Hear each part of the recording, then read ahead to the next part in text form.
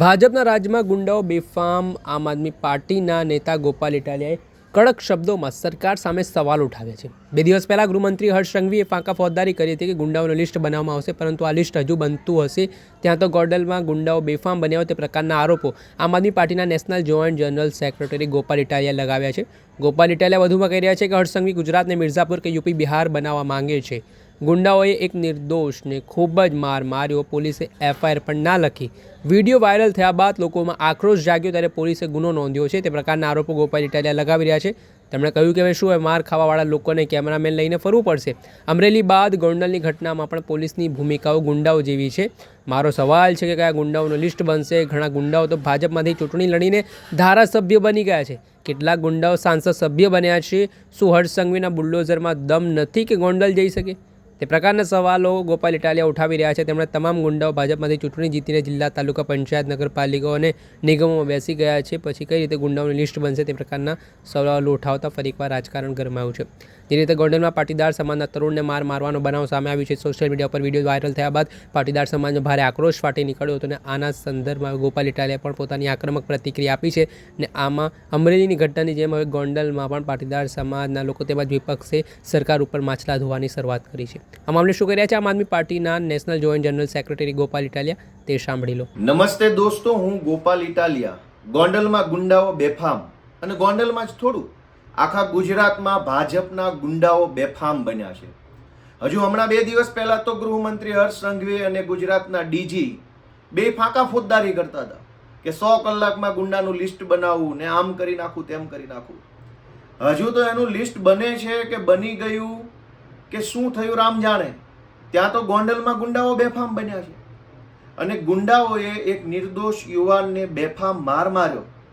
એ પછી જ્યારે એ માર ખાનાર પીડિત યુવાન પોલીસ સ્ટેશનમાં એફઆઈઆર લખાવા ગયો તો ભાજપના રાજમાં ગુંડાઓ કરતાં પણ વધુ નાગાઈ ઉપર ઉતરી ગયેલી ભાજપની ગોંડલની પોલીસે એફઆઈઆર ન લખી। 24 કલાક સુધી માર ખાનાર વ્યક્તિની એફઆઈઆર ન લખવામાં આવી। અંતે વિડીયો વાયરલ થયો, લોકોમાં આક્રોશ થયો, લોકોના ટોળા ભેગા થયા। ત્યાર પછી ભાજપની ગોંડલની પોલીસે ગુનો તો નોંધ્યો પણ મારનારા વ્યક્તિઓની પણ એફઆઈઆર લખી લીધી। એનો અર્થ એવો થયો કે ગુંડાઓથી તો બચવાની વાત પછી રહી, પોલીસથી કોણ બચાવશે?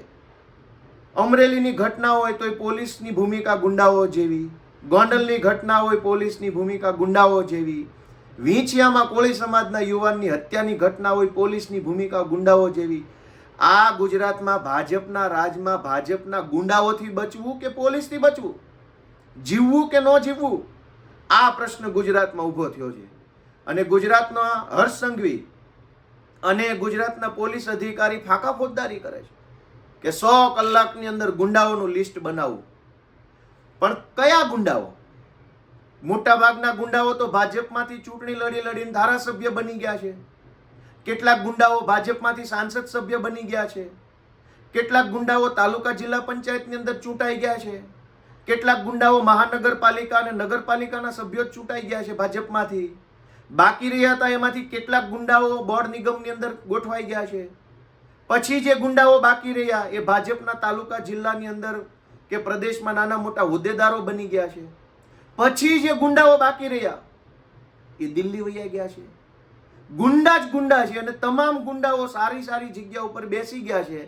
તો ગુજરાતમાં હર્ષ સંઘવીની કે ડીજીની થોડી એવી હેસિયત છે કે જે ગુંડાઓ તાલુકા જિલ્લા પંચાયતમાં ચૂંટાઈને બેસી ગયા છે એનું લિસ્ટ બનાવે?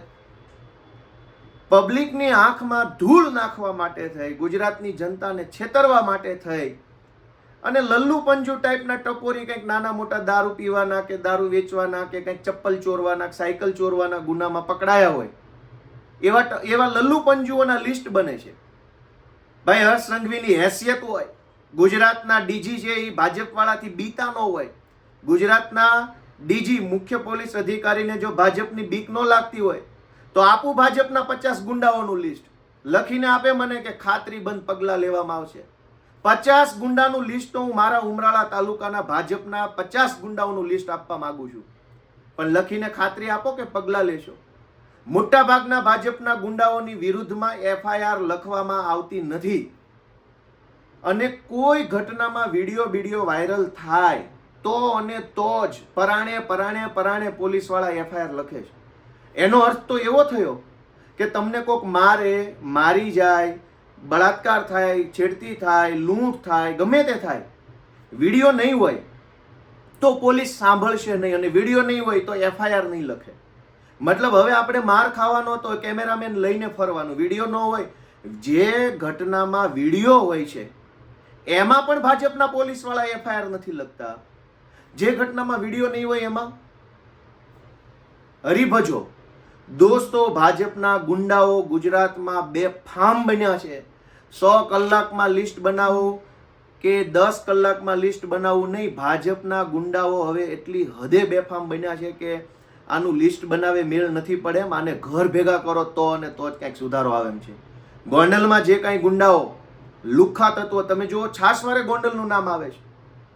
અને ગુજરાતના હર્ષ સંઘવીના બુલડોઝરની અંદર એટલો દમ નથી કે ગોંડલમાં જઈ શકે. મોટી મોટી ફાંકા ફોજદારી હર્ષ સંઘવી કરતો હોય છે. બુલડોઝર તો ચાલશે જ, આમ થશે જ, તેમ થશે જ. મોકલભાઈ તારું બુલડોઝર ગોંડલમાં, જો તારામાં તારા બુલડોઝરમાં દમ હોય તો. ગોંડલની અંદર એક છોકરાની હમણાં હત્યા થઈ ગઈ, આ છોકરાને માર્યો, એની પહેલા એક દલિત સમાજના છોકરાને માર્યો, ગોંડલમાં જ કેમ? આ ગુજરાતને હર્ષ સંઘવી મિર્જાપુર બનાવવા માંગે છે, યુપી બિહાર બનાવવા માંગે છે હર્ષ સંઘવી. શરમ આવી જોઈએ, શરમ ભાજપ વાળાઓને. ડ્રગ્સ વેચાઈ રહ્યું છે, દારૂ વેચાઈ રહ્યો છે, પોલીસ પોતે રીલ બનાવીને વાહવાહી લૂંટે છે. મારા શબ્દો ખરાબ હશે પણ મારી લાગણી ખરાબ નથી. મારી ભાષા બરાબર નહીં હોય પણ મારો આક્રોશ બરાબર છે.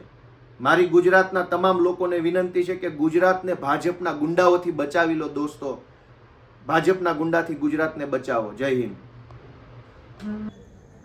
આપે સાંભળ્યા હતા આમ આદમી પાર્ટીના નેતા ગોપાલ ઇટાલિયા. તેમણે સરકાર ઉપર પ્રહાર કર્યા છે. ગુજરાતના ગૃહમંત્રી હર્ષ સંઘવીને સવાલ કર્યા છે કે તમારું બુલડોઝર ક્યારે ગોંડલ પહોંચશે. જે ગુંડાઓનો આતંક ગોંડલમાંથી સામે આવ્યો છે, જે પાટીદાર સમાજના તરુણને જે મારવામાં આવે છે, તે મામલે એફઆઈઆર પણ પોલીસે ના લખી. પછી જે વિડીયો વાયરલ થયો ત્યારબાદ એફઆઈઆર લખવામાં આવી હોય તે પ્રકારના આરોપો ગોપાલ ઇટાલિયા લગાવી રહ્યા છે. સાથે જ તેમણે આરોપ કર્યા છે કે ભારતીય જનતા પાર્ટીમાં જ કેટલા ચૂંટાયેલા લોકો ગુંડા તરીકે ભૂમિકા ભજવી રહ્યા છે, લોકોને હેરાન પરેશાન કરતા હોય છે. તો તેમનું લિસ્ટ ક્યારે બનશે તે પ્રકારના સવાલો તેમણે ઉઠાવ્યા છે. આના જ કારણે ફરી એકવાર રાજકારણ ગરમાયું છે. ગોપાલ ઇટાલિયાએ જે રીતે હાલ સવાલો કર્યા છે, ભારતીય જનતા પાર્ટીને સાણસામાં લેવાનો પ્રયાસ કર્યો છે, તેને લઈને હવે આગામી સમયમાં જોયું કે આ મામલાને લઈને ગૃહમંત્રી હર્ષ સંઘવી શું જવાબ આપે છે. દર્શક મિત્રો, એન કવરેજ ન્યૂઝને આપ લાઇક કરી લો, સબસ્ક્રાઇબ કરી લો અને શેર કરવાનું ભૂલતા નહીં.